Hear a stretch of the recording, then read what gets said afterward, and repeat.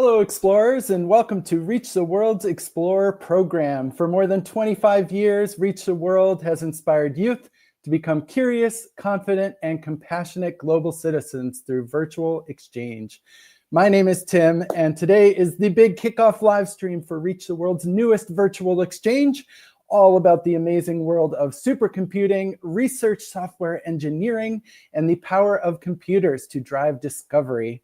My very special guest today is Sandra Gesing.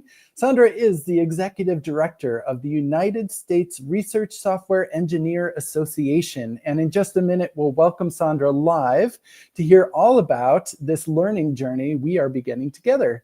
If you haven't already read Sandra's Kickoff Virtual Exchange article, I've added the direct link to the chat area in YouTube. This will take you directly to the Virtual Exchange Journey homepage where all future articles for this program will be published. Very warm welcome to the classes that are joining us today from around the country, including Mr. Burke students in Washington, D.C., Ms. Copeland students in Pennsylvania, Ms. Salazar students in Texas, Ms. Julia students in New York, and Miss Sanchez's students in New Mexico, just to shout out a few of you. Thanks for being here. If you're joining us via YouTube, I'm excited to see your questions and comments for Sandra. Please add them to the chat at any time, and we'll fold them into today's event. Okay, with all of that, it is time to welcome Reach the World Explorer, Sandra Gesing. I am going to bring her up on screen here so we can say hello. Hi, Sandra. Hi, Tim. Thank you so much, and thank you for setting this up. And yeah, welcome everyone listening today. I'm very happy that so many people are interested in supercomputing and research software engineering. Yeah, it's wonderful to have you here. Thank you for joining us. We're so excited to meet you and hear about what you do. We read a little bit about that already in your first article on the Virtual Exchange homepage. But today we just want to get to know you and sort of get a preview of where we're going with this journey. So you have shared some pictures with us. I thought maybe we'd bring those up and you could start telling us your story. Yes, I'm happy to do that. So if you look then at the first picture, so that shows a map of almost all Europe. And I grew up, you hear my accent, in Germany, in the north of Germany. And I did an apprenticeship in computer science there, and I did work for a company in the IT that creates, cabinets and also wooden floors. So I can also turn around and show you. This is a cabinet I brought with me from Germany, my only piece of furniture I brought from Germany. Do you see other cities there? So I did my PhD in the south of Germany, in Tübingen, and I had a 2 months research visit in Hungary, in Budapest. That was already to my research time. So I was first in industry, in computer science, and then I got really interested to join research. And then I had a position at the University of Edinburgh in Edinburgh. And then I moved to the US. I was research faculty at the University of Notre Dame. You might heard about them. They have a really great football team.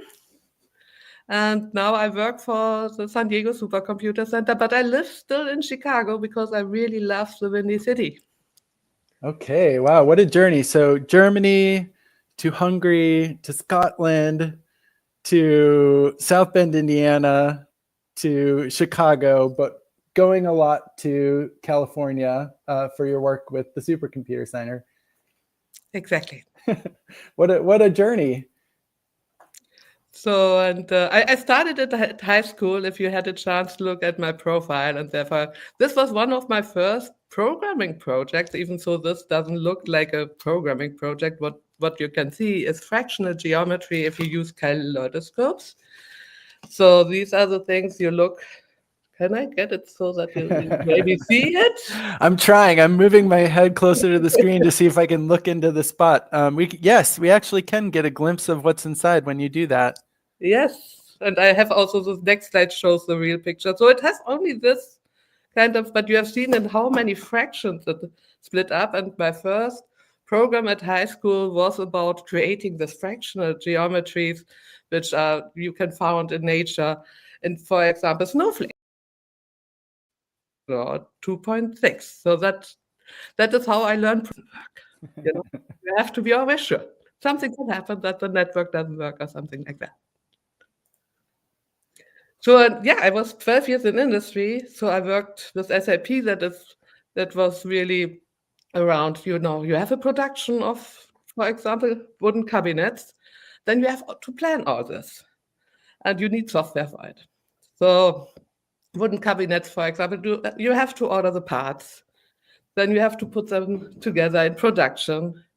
Then you have to deliver them, and SAP helps with that. And I was, in SAP programming. I was in supercomputing programming also for bigger tasks, and everything was with distributed computing and always connected, not only locally in a company, but also in Germany, internationally, because we had also parts that came internationally from other companies. Okay, I think now that we're like getting into the supercomputing part of your story, it might be a good idea for us to pause and talk about some of the big words that we're going to be talking about for the rest of this virtual exchange programming. You said a couple things that I think it's worth defining for our students. You said early on, you referenced IT. What is IT? Information technology. I'm sorry, I still use sometimes, abbreviation. I should be better at that. So I should always explain all the abbreviations. So it's information technology. These are the departments that help, for example, to set up programs like what I did in the company that creates cabinets. That was really helping the whole production process to help that things are on time. When I switched to research, that was more around projects where you create simulations for weather forecast. So that is something you probably know. Or I did my PhD in a topic around drug design, so that you can test first components on the computer before you do the really expensive part in wet labs and try whether these components are really helpful. Okay. Great. And my other question before we go on is, what is the definition of software and what is the definition of research software? So the definition of software is really that you can have something that can run and can be repeated and stored on a computer. And that can have different flavors from, it's a financial program, or probably something, if you go into your web browser, something like YouTube is a software. Okay. Something like a portal, to your banking account is a software. So it has very different flavors, and in research is often for the good for the society to do research to improve situations. Mm-hmm. And research software, as definition, is software that is used for supporting research. Excellent. All right, let's move on. So you all recognize probably this little sad face in the middle of this complex infrastructure. So if you look, they're lab instruments. And for example, the little next-gen sequencer you see on the top on the left, you can hold in a hand. That is the smallest next-gen sequencing machine in the world. And I've seen it in the UK. I had it on my hand. They did not let me leave the lab, sorry.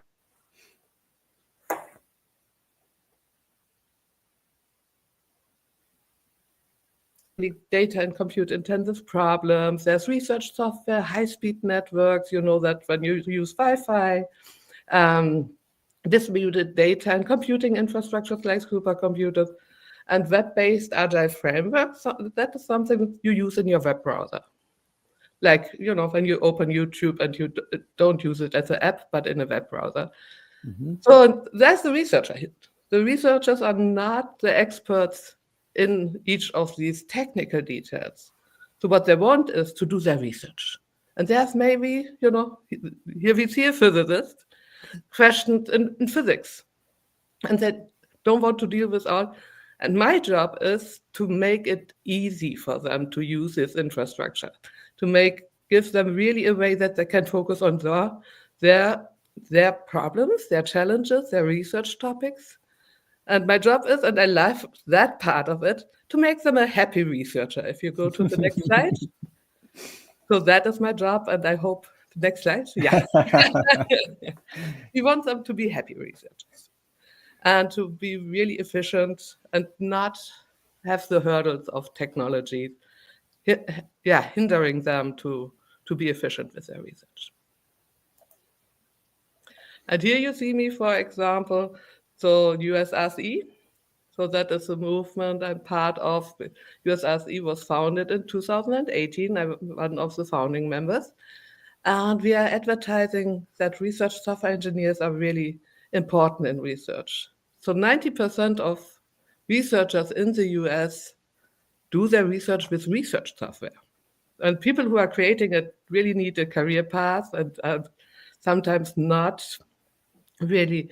They don't want the traditional academic career path, like you do your master's, you do your PhD, you go in a postdoc position, you become faculty. No, they recognize maybe after their bachelor, oh, I really love doing research software and I want to support research because I'm happy to be able to, for example, I cannot cure diseases, but I contribute to a project that can and work on curing, for example, malaria. I'm helping with, looking in simulations for diseases like leishmania that comes from the sandflies. Oh, and I was part of a project with CERN, with a, big hydrogen collider there, and they found the, pictures of the black hole. How exciting is that? Myself, I do computer science. But here you see, and therefore I'm advocating for US-RSE and research software engineers that they have a big space in.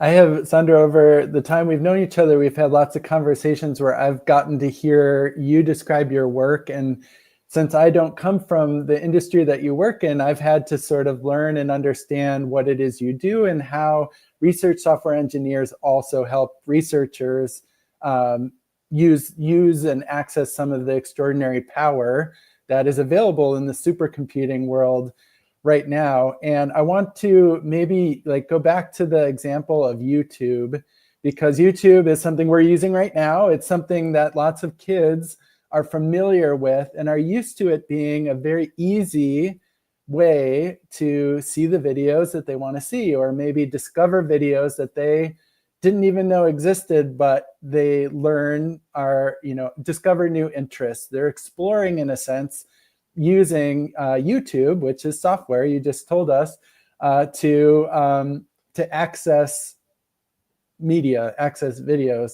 Is that in a way sort of an equivalent of what research software engineers are doing when it comes to the research side of accessing supercomputers and all the power we know is available for computers these days? So it's two ways to describe research software, and there are also two kinds. One kind is exactly this, something like YouTube, something like a portal, where you find all these videos, all the information, you can easily start it. So, and that are science gateways portals I'm working on. So you can go there and you can use AI methods. You can find data, you can find simulations. The other half of research software is doing the real simulations. That is really the difficult mathematical calculations. So one of the most intensive calculations in the world are, for example, to predict the weather. And how easy does it look on TV or on the internet to do that? But these are really big simulations which need a lot of compute power. Okay. I think we have at least one more slide. All right. A lot of things on this slide look familiar to me. Go ahead. So I wanted to say, when I started, this was in the 80s. My first computer was an Atari ST 1040. So that was the first one where I programmed something on. So the 386 PC, you might have heard of, but it's still also quite old. And then I started with my apprenticeship and working at the university. So we had first these terminals like the IBM 3270. And then I really like also the story. So then I worked in a company, in a larger company, an insurance company in information technology. And the IBM T-Rex, IBM called it T-Rex because at the time all these new infrastructures came up, distributed Linux, then, cloud. You have heard about cloud computing. So probably in the news. So they called it then T-Rex because the mainframe, which is a big supercomputer, one big supercomputer and not a distributed with several computers, they called it T-Rex because they said, okay, we are set to be dead. We are not. T-Rex will be very powerful. And it was. It's still existing. It's still going strong in a lot of companies which are big, like banks and insurance. So, and my current computer I use is the MacBook. And before I used a lot of years the IBM ThinkPad. Well, I think this is a great way to visualize how far computing has come in a very short period of time. I don't think most students on our call today or watching this recording will recognize some of the pictures on the left side of the screen as much, but you may recognize a modern laptop like the IBM ThinkPad or the MacBook, or even a cell phone is a great example of the amazing power of computing today. It's great to remember how far this all has come over the course of my lifetime, your lifetime, and certainly it's not stopping yet. I wanted to say, just as a short anecdote, the computers, the big mainframe computers like the one in the picture with the IBM T-Rex, the big mainframe computers in the 70s had the same power your smartphone has nowadays. Yeah. And now all that power is just in our pockets. Yes, exactly. So this was our first conference in Chicago. So US-RSE 2018 is quite young, and so we had and then COVID happened, and yeah, so we had not really face-to-face meetings first. So we had done 2.5 years ago the first conference, so directly 250 people, and that is a picture of the conference, and I almost wear the same clothes today. Yeah. There I am. I was the chair of the conference. Yeah. Can you talk just for a second, Sandra, about how, when we use computers or we use software, or going back to the example of YouTube, we use these programs that help us in our everyday life. It's easy to forget that there are people behind these programs. We don't see them always, but now we're looking at a picture of many of the people who create these things that maybe we don't use as consumers, but researchers use. Can you talk about what it's like to work as a software engineer, a research software engineer? What sort of skills or interests people might have that would bring them into that career path? So first of all, yes, I know it sounds first like really I have to sit the whole day in front of my computer and create programs. You sit only half of your day in front of your computer and create programs, because the first thing it's to find out, to understand the problem of the researchers, to understand the problem itself. How can it solved via a computer program? Yes, analytic and problem-solving attitudes are very good for this, because that is in research. If it would be already have been solved, you wouldn't be there. So that means it's sometimes also in research projects, the principal investigators, which are often then from the research domain, like a biologist, like a physicist, they don't know the solution yet. That is why they do research and try to get funding for it and get programs coded for them or implemented for them, some programming. So that is where you also, as a research software engineer, it is around always expecting if your programs show that the research has to go in a different direction, then also your programs might have to go in a different direction. Mhm. So it compared with industry to see the difference. Often in industry, you have requirements gathering at the beginning and a lot of very clear cases what should happen. In research, that is not always so clear cut. Also not always in industry, to be honest, but much clearer than in research. Okay, so students, if you're listening, if you like solving problems, if you like computers, obviously, like those two things together may mean that you are a future research software engineer. Before we go on, Sandra, we did have a question from a student that must be very into computers because I don't fully understand the question myself, but I'm going to bring it up here. Braylon would like to know if there were any Raspberry Pis in the IBM T-Rex. Do you know what that means? Yes, I know what that Okay. means. No, at that time, there were no Raspberry Pis yet. So IBM T-Rex came out, that was at the end of the 90s. And the Raspberry Pis, if I remember that correctly, a great question. Raspberry Pis, they came up, I think, around 2010. Okay. So they were quite later, but IBM did look into Raspberry Pis later. But the mainframes are not using Raspberry Pis when they came out. For the rest of us listening in 2 sentences, can you explain what a Raspberry Pi is, please? Because I am close to lunch now and I'm thinking something delicious, and I don't think that's what we're talking about here. No, that is, yeah, it sounds delicious, and for technologies, it's also delicious. So the mainframe, the IBM T-Rex, I explained that. The Raspberry Pi are really very small, computers. Let's say it's kind of a small version of a computer. It's not like a mobile phone, but it has its own. You can, for example, with Raspberry Pi, you can make it work with cameras. You can make it work to make calculations for specific different. You can train it for a certain purpose. Okay. All right. Great question. Thank you, Braylon. Thank you for your question. And Sandra, we have just one more slide left that talks about your movement that you're building.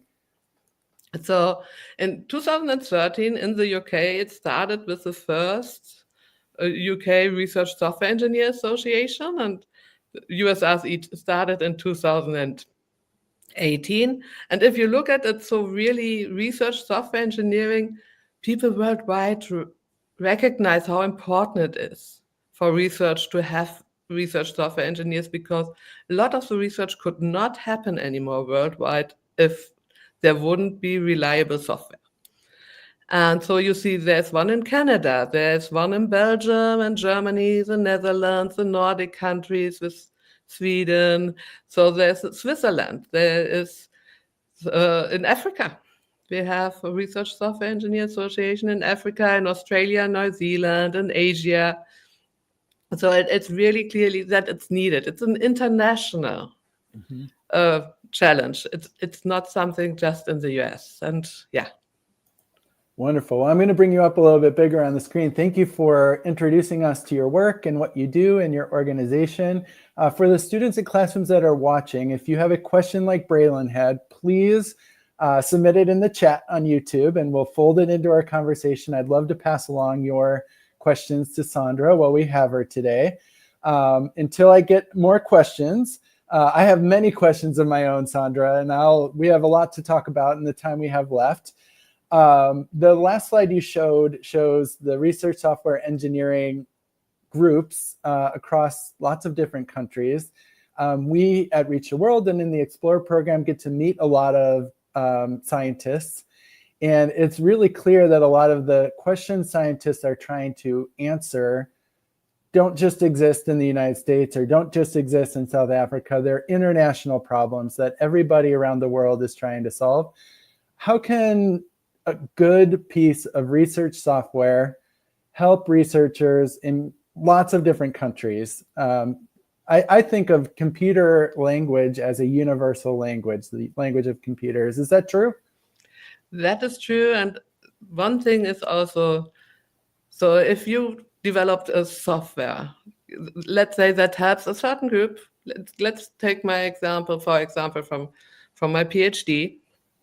So I help with drug discovery. So this is a software package, and we developed it in Germany. But every group worldwide that was interested to use it, so we did it as an open source. Open source means you provide it on the internet. You know, like you can download other things, you can download software. We provide it there, and we are always happy to collaborate and to extend software to really help other groups, because often, especially the big challenges, as you said, it's not a national thing, it's an international thing. Really, the big challenges, like we are working for years to support to cure cancer. So that is the worldwide challenge we need to address. And in this series, you will hear also, and you have heard the last couple of weeks in news and everything, all about the wildfires in California. So you will meet researchers who are working on that to make it really, help the first responders. All this, and this software cannot be only used in California. I mean, there are also, that is the other side, people have to be aware of, so some simulations are fit to exact that situation, but they can adapt it. Sometimes they have to adapt it, that it fits to their situation. That is the same in every research group. Then they have to see which code which kind of parameters that they need to adapt. I really like the fact that there are software engineers who are creating the addictive games we can't stop playing on our cell phones and iPads. But there are also people like yourself and your colleagues and in the research software engineering field who are putting that same brain power and energy towards solving cancer or making it scientific advances toward cancer. And to that end, we have another great question from Ms. Copeland's class. Her student Julian would like to know what you have to do, what steps would one have to take if they wanted to become a research software engineer? So we hope, and we are working on it, that there will be apprenticeships and that you study for a bachelor, computer science, or, problem solving areas, mathematics. It doesn't always have to be, computer science is helpful. But you can have also, for example, have a different study in physics and additionally learn software engineering. And that helps also to understand the researchers, maybe if you come with your own domain where you say, okay, I'm really interested in this, but I like the programming. And so as I said, so it probably is bachelor you start with. And then universities, industry are starting to offer positions from there where you can get integrated in teams and get a career path. So it's still at the beginning. And I really also hope for people, who are first not clear which domain, always take a software engineering class just to see whether you like it. It might be exactly the right mixture between problem solving and understanding the domain. Is software engineering the same thing as coding? No, it is not. You can be a really good coder and doing some, smaller programs, some scripting. Software engineering is about practices. For example, what is good testing? How do you have a life cycle of a software program that it keeps maintainable? Because one thing is just to, write down some code. But the really tedious part is also, does it work well? What happens when, so for example, you might have heard about bugs in software. And you might have experienced that when you play some games or something. No software in the world is bug-free. If it's a code more than 5 lines, no software is bug-free. So that is, you have to test, you have to see in different situations, how does it run with different parameters on different machines. So there's a lot around software engineering that is not only coding. Okay, fabulous. Well, I think that question got the waterfall flowing of questions. I have a bunch more here in the chat. This one is sort of 2 questions built into one. Anaya wants to know how long supercomputers have been around. Are they relatively new? And a second question, this one from Luke, he would like to know how long it would take a supercomputer to diagnose cancer. Anaya, Luke, these are great questions. So supercomputers have been around. So the first mainframes were really coming up in the end of the 60s, the beginning of the 70s. So then there were only a couple of people who could really program them. And if you have seen maybe the movie Hidden Figures, there's a lot of was still handwritten and manual calculation. So a couple of years later, it started really to have the mainframes and the big supercomputers. Okay. And then they develop. And how long would it take to diagnose cancer? So that is, you still need a human factor in there, because the programs and the supercomputer can look for certain things in for example, in the images, brain images, or, but you still need someone for diagnosing cancer that says at the end, this is cancer. Computers are not there yet, and I would not trust them to be there yet without a doctor in the middle to diagnose that. And maybe to help address this question of diagnosing cancer, you had spoke that you've done some work in the identification of new medications, new drugs that might be useful against things like cancer. Yeah. How would supercomputers and research software help identify some, maybe a plant from the rainforest that had some sort of chemical property that could help with cancer? How would those things be connected? So it would be connected in that regard.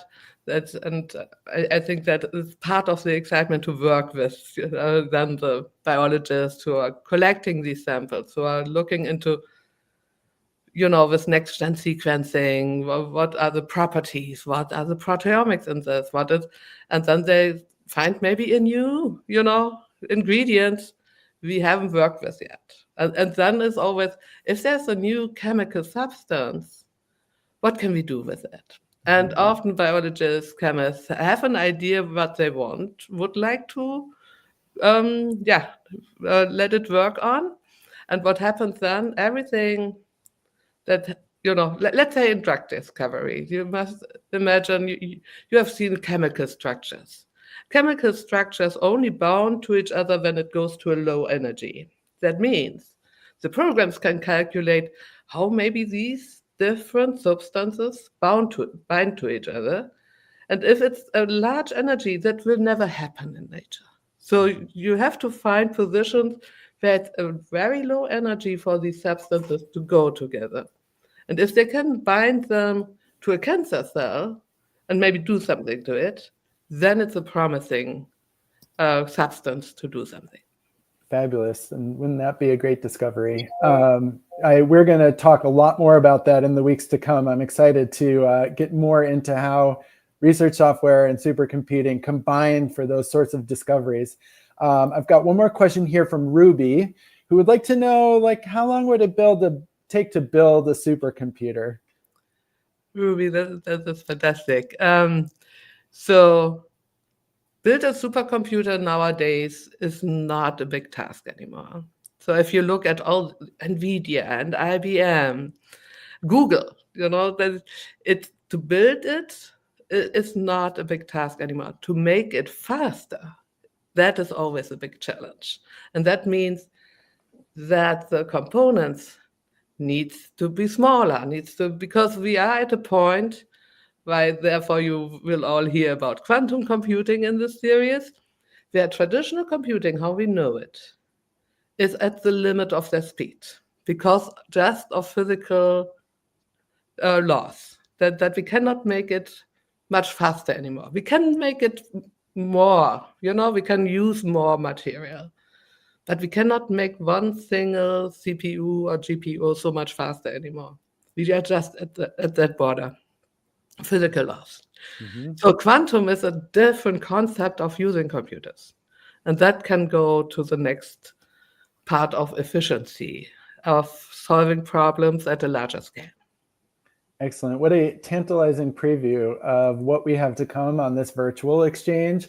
Let's take a few minutes just to talk about where we're going with this journey, because you and I have been planning some great storytelling. We've got some great colleagues who are contributing over the coming weeks to this story. Next week, we're going to learn. Oh, sorry, go ahead. You have a special guest. Sorry. Yes, no, please. I did not put it in yet. The US-RSE has a mascot. Has a very cute unicorn. So the first 20 classrooms will get who signed up will get one of our unicorns, our mascots, and we have the unicorn as our mascot because research software engineers often don't have the traditional career path. You have heard about mine: industry, startups, academia, traveling around the world. I love it. But it's not the traditional way. And so we felt often as the unicorns coming into academia, national labs. And now we start to be a herd of unicorns. So that is, our mascot. Excellent. Very cute. I would also add that you're kind of magical. You make discovery happen. So you can add that to your unicorn imagery. Very cool. And like Sandra said, she's got those for all the classrooms that are following along. So we will get those out to you soon. Sandra, we have just maybe a couple more minutes and I want to preview the journey ahead. As I was starting to say, we are actually going to go virtually to the San Diego Supercomputer Center, which I'm very excited about. It's a place you know very well. And we're going to meet one of your colleagues and collaborators going to show us what a supercomputer looks like, which is kind of amazing. I think I know what it is as a concept, but to see one is pretty exciting. Absolutely. Yeah, Rick will show the computer center, the data center, and he will explain in detail also different types. So I just talked about supercomputer, but he will explain a little bit more and also what is the specifics. What are they capable of with simulations and how much data they can store, You all know it's mostly for us photos on our private, but, it's so much data for research. Yeah. Absolutely. And then after we learn about the hardware, the supercomputer itself, we're going to connect with some of your colleagues who are using that power to do some really cool things, including you hinted at the use of supercomputers to predict forest fires and wildfires, which is amazing. Yeah, so they really help in California because you have heard the news. It's every year, unfortunately, that wildfires coming up. This year was really bad. And so they have simulations. They're using the power really to inform what are the best next steps to help to get the fire, really attacked so that it doesn't hurt more people, doesn't burn down more environment, more property. Yeah.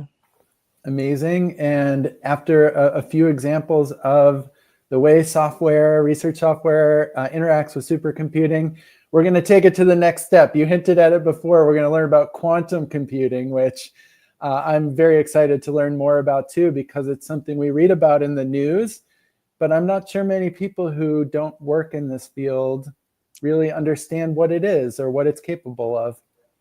So if you think about computing, you have heard about it's 0 and 1s. We put everything together from 0 and 1s.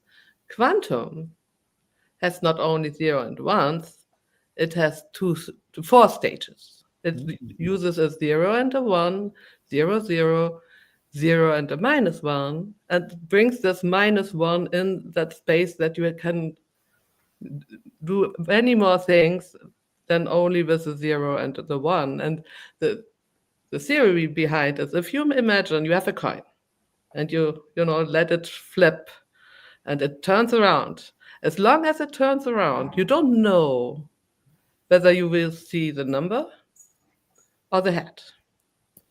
And that is the stage quantum is analyzing for research, and for every research problem they can work on. And that makes them so powerful.